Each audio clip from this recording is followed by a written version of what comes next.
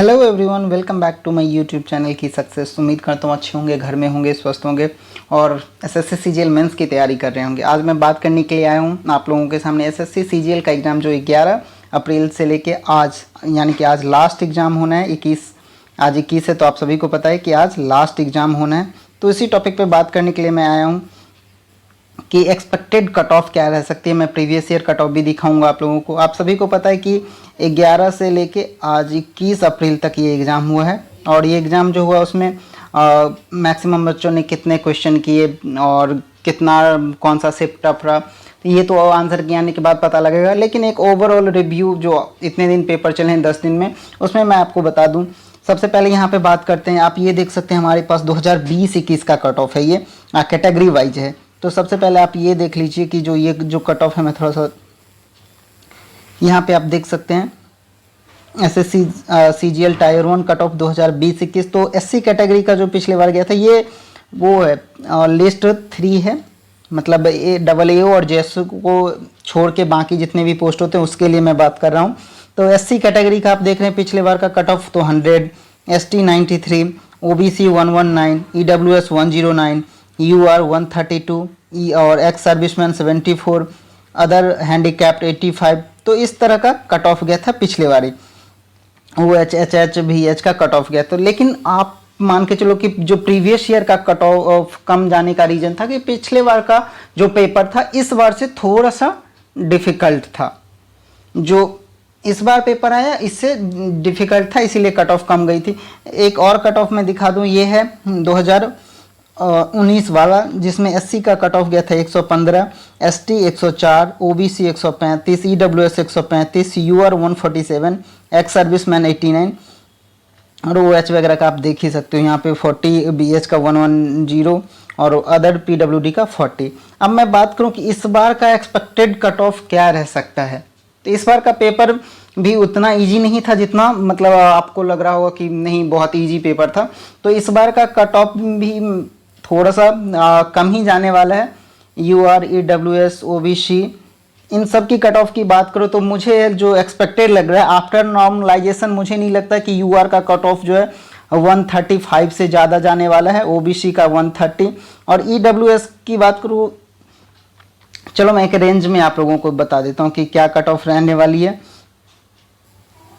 अगर मैं general category की बात करूँ तो वो 130 to 135 और ईडब्ल्यूएस की बात करूँ तो 125 to 130।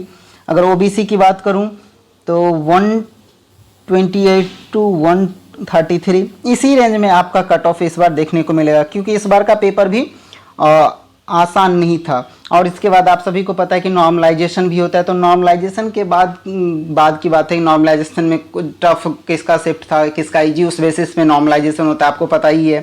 तो किसी का बढ़ भी जाता है, किसी का घट भी जाता है। तो नॉर्मलाइजेशन की बात नहीं करूँगा, और आफ्टर आंसर की पता लग जाएगा कि कौन सा शिफ्ट डिफ़िकल्ट था, कौन सा इजी था। तो वो तब मैं एक अच्छा सा एनालिसिस करके बता दूंगा। लेकिन ये जो एक्सपेक्टेड है, जो इतने दिन में एग्जाम है, मैं उसके रिगार्डिंग बता रहा हूँ, क्योंकि आप यहाँ पे देख सकते हैं कि 2019 का पेपर भी इजी था। फिर भी जो कट ऑफ जो है यहाँ पे 135, 147 यूआर का, क्योंकि वो बहुत इजी पेपर था। अगर बहुत इजी में 147 जा रहा है आफ्टर नॉर्मलाइजेशन, तो फिर अगर आप यहाँ पे 130 से 135 नंबर करते हो जनरल कैटेगरी से विदाउट नॉर्मलाइजेशन, तो आपका 100% चांस है सिलेक्शन होने का। और ईडब्ल्यूएस में मतलब टियर 1 क्लियर करने का। ईडब्ल्यूएस में 125 से 130 आपके बहुत अच्छे मार्क्स होंगे। अगर जिस दिन आएगा रिजल्ट उस दिन देखना आप, क्योंकि इतने क्वेश्चन आपके ऐसे आ रहे हैं। तो हो सकता है नॉर्मलाइजेशन में अगर आपका शिफ्ट टफ हो तो आपके नंबर इंक्रीज करेंगे, तो 135 से 130, 150 में भी कन्वर्ट हो जाएगा, 135 से 155, 160 या फिर 145 में भी कन्वर्ट होगा। तो नॉर्मलाइजेशन का तो कुछ नहीं कह सकते, लेकिन ये एक जेन्यून है। अब बात करते हैं एक एससी और एसटी कैटेगरी की, तो वो थोड़ा सा उसमें कट ऑफ जो है थोड़ा सा कम जाती है, आपको पता है। तो एसटी कैटेगरी की बात करूं तो मुझे लगता है कि इनका भी 110 से 115 के बीच में रहने वाला। और एससी कैटेगरी की बात करूं तो वही इनकी बात करूं तो 115 से 120, या फिर इनका जो एसटी कैटेगरी का है वो थोड़ा सा कम भी जा सकता है, इनका कम जाने का चांस है। अगर एसटी कैटेगरी की बात करूं तो 100 से 105 या फिर 100 105 से 110 ले लीजिए, लेकिन उससे भी कम जाने का चांसेज है इनका।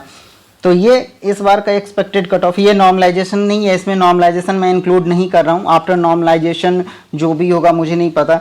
ये विदाउट नॉर्मलाइजेशन अगर आपके इतने मार्क्स आ रहे हैं तो आप बिल्कुल श्योर रहिए। और इनसे थोड़ा कम अगर आपको लगता है कि आपका शिफ्ट डिफ़िकल्ट था तो इससे थोड़े से कम भी मार्क्स आ रहे हैं तो आपको घबराने की बिल्कुल ज़रूरत नहीं है, आपके सिलेक्शन हो जाएंगे। क्योंकि अगर आपका शिफ्ट डिफ़िकल्ट होगा तो आपको नॉर्मलाइजेशन में ज़्यादा मार्क्स मिलेंगे। तो इन चीज़ों का ध्यान रखिए। और जिनको लगता है कि इतने मार्क्स हैं वो ज़रूर मेंस की तैयारी में लग जाएँ, क्योंकि रिजल्ट के बाद आपको ज़्यादा टाइम नहीं मिल पाता है। तो अभी से ही मेंस की तैयारी में लग जाइए। Wish you all the best आप सभी को। और जब आंसर किया जाएगा तो एक मैं फाइनल एनालिसिस करके आप लोगों को बता दूंगा। तब तक अपना ख्याल रखिए और स्टडी करते रहिए। मिलते हैं नेक्स्ट वीडियो में नेक्स्ट अपडेट के साथ। तो प्लीज़ वीडियो को लाइक कर दीजिएगा, चैनल को सब्सक्राइब कर दीजिएगा। Thank you.